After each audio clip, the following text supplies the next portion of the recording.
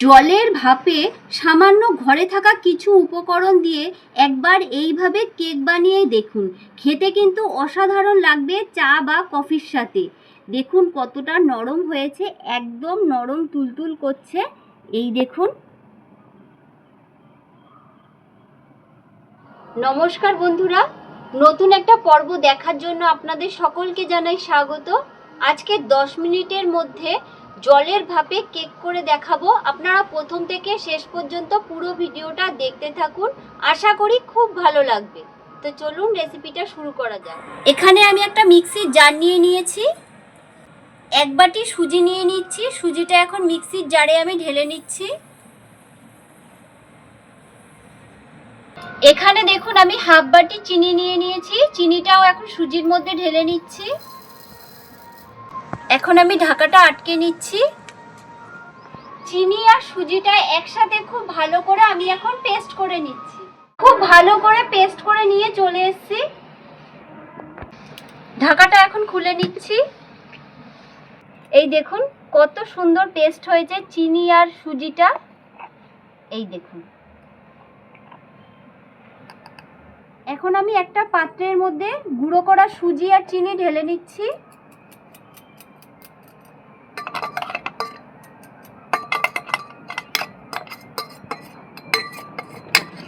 এখানে দেখুন 4 চামচের মতন টক দই নিয়েছি। টক দইটা এখন আমি এর মধ্যে ঢেলে দিচ্ছি। এখানে দেখুন আমি কিছুটা দুধ গরম করে নিয়েছি। এখন আমি অল্প দুধ দিয়ে ভালো করে ব্যাটারটা তৈরি করে নিচ্ছি। একবারে কিন্তু বেশি দুধ দেওয়া যাবে না, অল্প অল্প দুধ দিয়ে ব্যাটারটা আমি তৈরি করে নেব।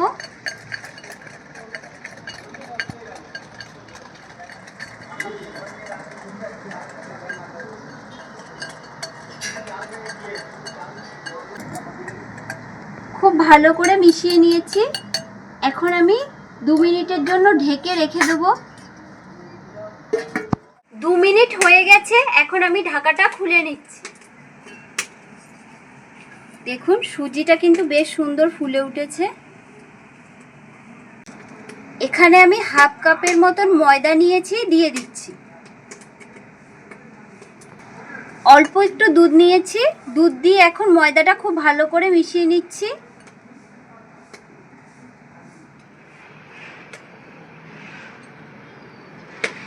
দেখুন কেক তৈরি করার জন্য ব্যাটারটা কিন্তু আমি একদম পাতলা বা একদম ঘন কিন্তু আমি রাখিনি, ঠিক এরকম রেডি করে নিতে হবে। এই দেখুন।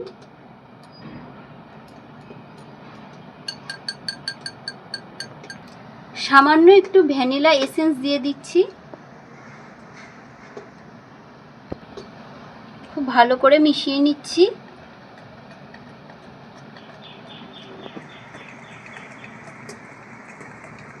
ভ্যানিলা এসেন্স দেওয়াতে কেকটায় বেশ সুন্দর একটা গন্ধ আসবে।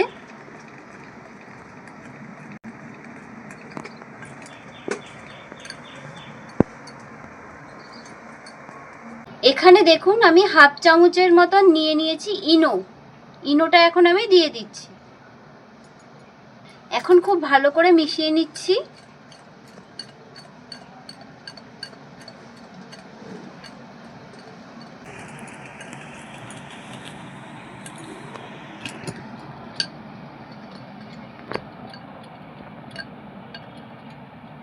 খুব ভালো করে মিশিয়ে নিয়েছি।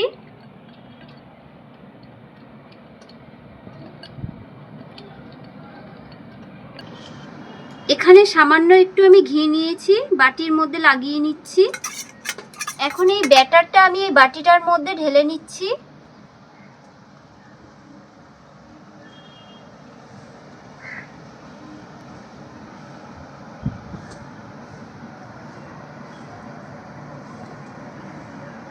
ব্যাটারটা আমি একটু সমান করে নিচ্ছি।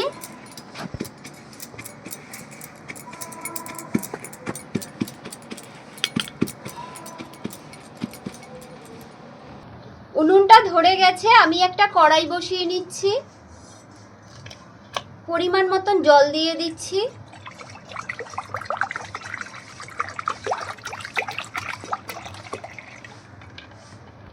এখানে আমি একটা স্ট্যান্ড বসিয়ে নিচ্ছি।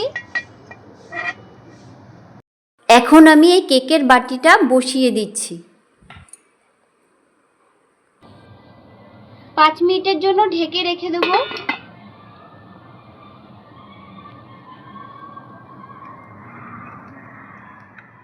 ঢাকাটা খুলে আমি এখন দেখে নিচ্ছি। দেখুন কেকটা কত সুন্দর ফুলে উঠেছে। আমি একটা দেখুন কাঠি নিয়ে নিয়েছি, এখন চেক করে দেখে নিচ্ছি ভেতরটা কাঁচা আছে কিনা। এই দেখুন একদম কিন্তু কাঠির গায়ে লেগে নেই, তার মানে কেকটা আমার রেডি হয়ে গেছে। এখন আমি নামিয়ে নিচ্ছি, নামিয়ে আমি ঠান্ডা করে নেব। কেকটা খুব ভালো করে ঠান্ডা করে নিয়েছি। কেকটা দেখুন কত সুন্দর ফুলেছে আর কতটা নরম হয়েছে। এই দেখুন দেখতে কত সুন্দর লাগছে। আমি একটা ছুরি নিয়ে নিয়েছি, এখন একটু সাইডগুলো ছাড়িয়ে নিচ্ছি। এইভাবে ছাড়িয়ে নিতে হবে।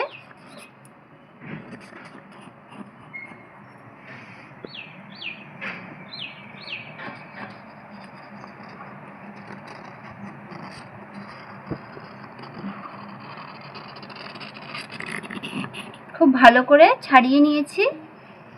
এখন একটা থালা এইভাবে চাপা দিয়ে একটু হাত দিয়ে এইভাবে ছাড়িয়ে নিচ্ছি। কেকটা দেখুন কত সুন্দর বাটি থেকে উঠে এসছে। এই দেখুন দেখতে কতটা সুন্দর লাগছে আর কতটা নরম হয়েছে। এই দেখুন কেকটা কত সুন্দর হয়েছে আর কি সুন্দর জালিদার হয়েছে।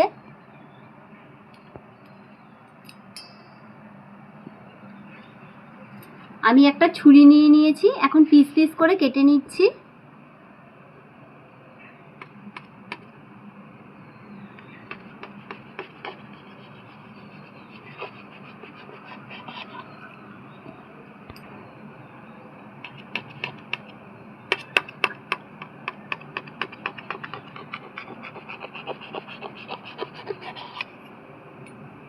এই দেখুন কত সুন্দর নরম হয়েছে কেকটা।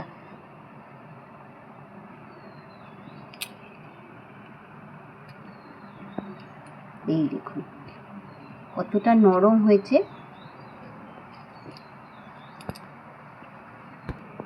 এখন আমি ছোট ছোট করে পিস করে নিচ্ছি।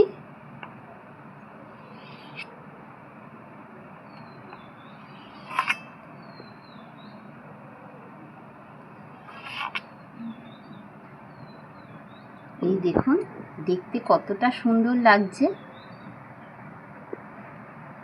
এখন কেকগুলো একটা প্লেটের মধ্যে সাজিয়ে নিচ্ছি।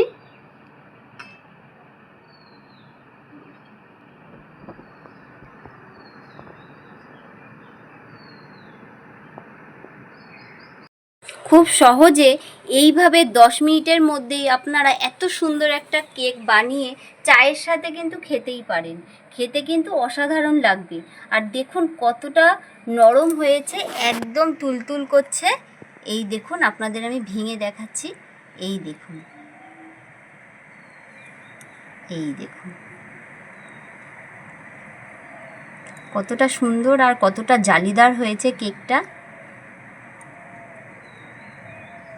আজকের ভিডিওটা যদি আপনাদের ভালো লেগে থাকে লাইক শেয়ার কমেন্ট সাবস্ক্রাইব করে আমাদের পাশে থাকবেন। আজকের মতন এই পর্যন্ত। ভালো থাকবেন, সুস্থ থাকবেন।